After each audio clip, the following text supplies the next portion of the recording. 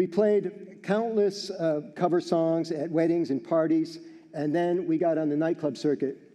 I remember our first house gig was a tiny place in Allen Park, Michigan, just a tiny joint. And the owner of the club was an older man. He taught me a lot about negotiation. You see, back in the day, there were a lot of dance venues, and the people that booked rock acts liked to see a lot of people on the dance floor, because if they were dancing, they were drinking, and if they were drinking, they were spending money. For you young people in the audience, this is before we referred to drinking as networking. It was a fun place to be at that time, and we really enjoyed ourselves. At the nightclub scene, it was a perilous place to be. It was bad decisions, booze, guns, fights. You know, you've been there, probably seen it. We thought we were ready to take off. We had original music. We had the whole package. My brother Dave wrote his senior class song when he was a junior in high school. Pretty good. And we thought we were ready to take off, and my brother Joe got sick. And unfortunately, at age 19, he had cancer. And for 2 years, he fought for his life. This was a terrible time for the family.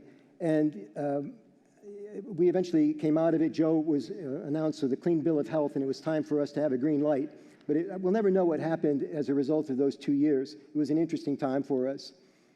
So we invested in ourselves because we knew that it would be good for us to have some kind of future for ourselves. We invested in studio time at a place called Superdisc in Detroit. And we slipped in at 4 a.m. after George Clinton and the Funkadelics. It was an interesting time. And one of the things that we learned about that period of time was that it's really, really important to focus on family, to focus on friends, to appreciate things. Because if you don't, things start to fall apart for you. It's easy to get distracted in the music business. I think you probably have seen that with some celebrities. So we launched, and we started on the road on the college circuit. And for guys without any resources, we got very resourceful. I remember rooting around in between the seats of the van for something called a dime, to using something called a payphone, because we had gotten lost using an early GPS tool called a map.